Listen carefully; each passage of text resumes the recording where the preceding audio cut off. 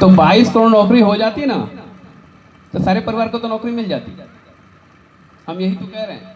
अभी हम डाटा की बात छोड़ दी, कैसे संभव है, नहीं है उसकी बात ही छोड़ दो। ये जो सरकार बैठी है जो कहती है कि हर साल 2 करोड़ नौकरियां हम देंगे, वो 22 करोड़ नौकरी दे चुकी होती अगर वो अपनी बातों पे खड़ी रहती तो, और हर परिवार को नौकरी मिल गई होती।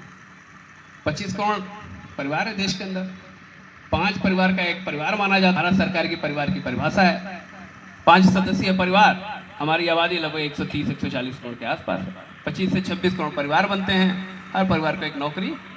बहुत सारी अच्छी अच्छी बातें आई, और चूंकि वक्ता बहुत सारे लोग हैं, सामने भी बैठे हैं, मंच से ज़्यादा अच्छे लोग नीचे बैठे हैं, और उनके भी विचार हम लोग को सुनने हैं, और जो मंच पे बैठे हैं हमारे मंच साथी, इनके भी। तो सीधे सीधे बात मैं कहता हूँ, सबसे क्षमा मांगता हूँ कि मैं किसी का नाम नहीं ले रहा हूँ क्योंकि समय उसमें बर्बाद होगा। अभी यहाँ से बहुत सारे नेताओं को हम लोगों ने बड़ा उल्टा सीधा, अभी बलवंत जी बहुत बोल कर गए, हमारे मानव जी भी बोल के गए। अरे नेता तो यहाँ बैठे हैं, नेताओं को गाली देने की जरूरत नहीं है। जो जिनको हम नेता समझ रहे हैं ना, एक्चुअली वो कैरियरिस्ट हैं। उनके लिए सही शब्द हमको कैरियरिस्ट। भगत सिंह नेता थे, इनको नेता कह के उन नेताओं का हम अपमान करते हैं।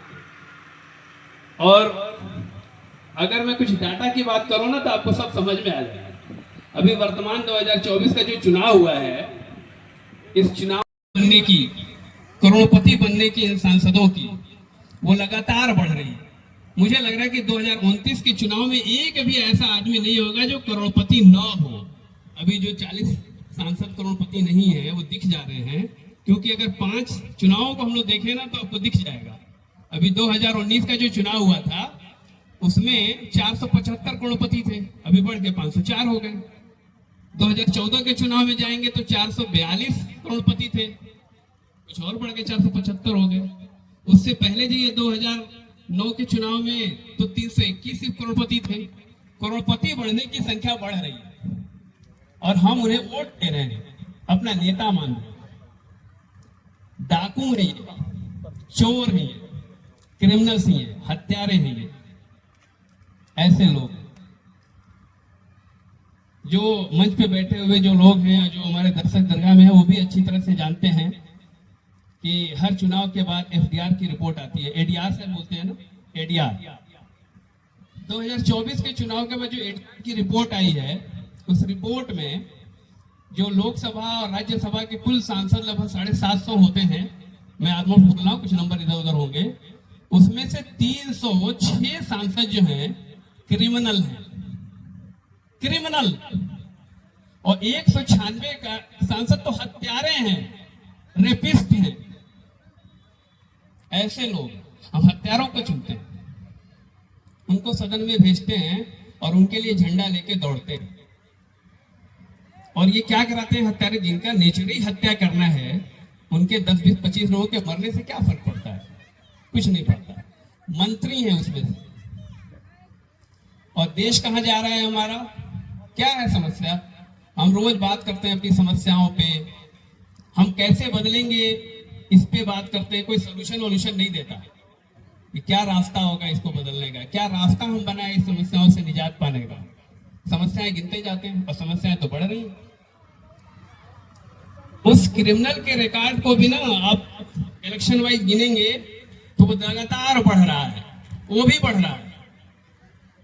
जो पिछला चुनाव था 2019 का, उसमें 202 क्रिमिनल थे, अभी बढ़ के 306 क्रिमिनल हो गए।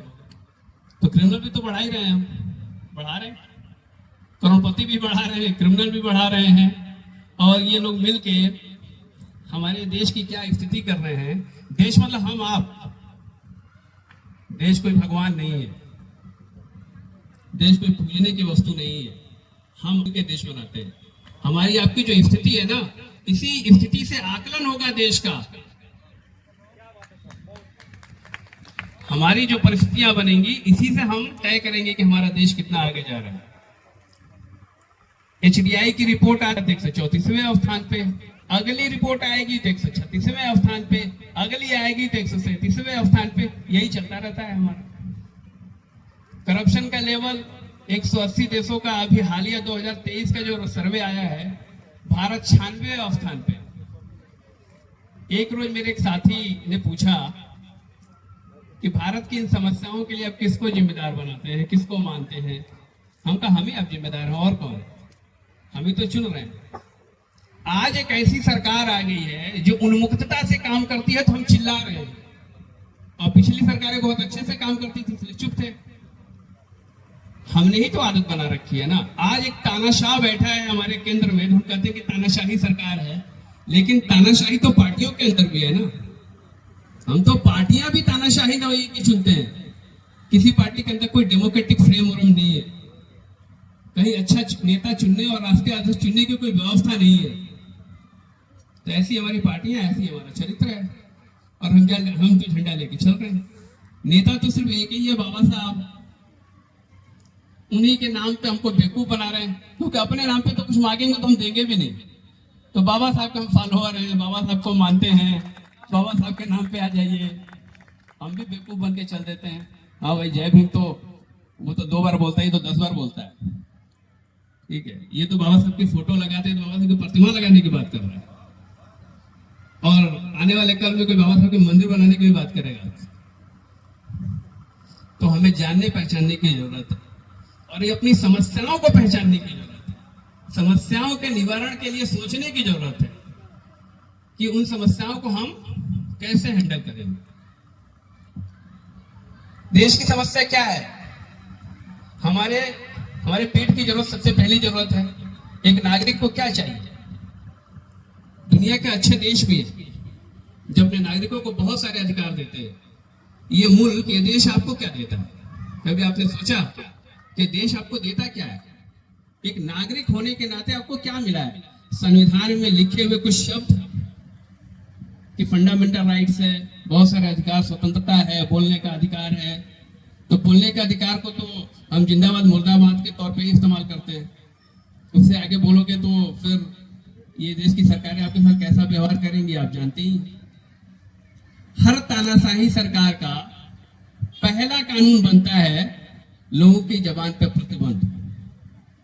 जब अंग्रेज भारत में पहली बार आए थे और भारत में पहला कानून उन्होंने बनाया था 1773 में, रेगुलेटिंग एक्ट, तो वो आपके जबान पे प्रतिबंध ही का कानून था कि आप पेपर में कुछ नहीं लिखेंगे तो पहले कलेक्टर को दिखाएंगे, वो परमिट करेगा तो लिखेगा। ऐसा ही कुछ शासन चल रहा है। तो हम आप सबको मिलकर बोलना पड़ेगा अपने अधिकारों के लिए, अपनी जरूरतों के लिए, अपने सवालों को उठाना पड़ेगा। हमारे सवाल क्या है?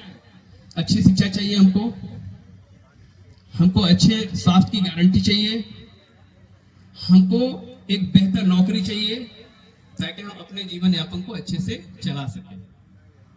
अरविंद जी बैठे हैं, कहते हैं कि हर परिवार, पिछला चुनाव था 2019 का, उसमें 202 क्रिमिनल थे, अभी बढ़ के 306 क्रिमिनल हो गए।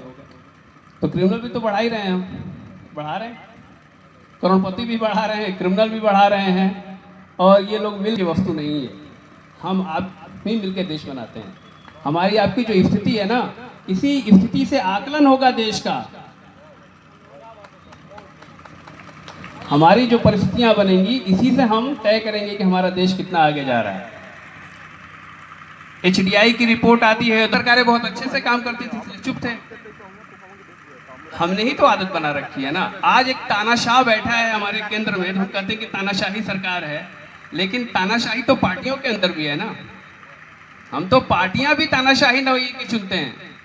किसी पार्टी के अंदर कोई डेमोक्रेटिक फ्रेमवर्क नहीं है, कहीं अच्छा नेता चुनने और राष्ट्रीय अध्यक्ष चुनने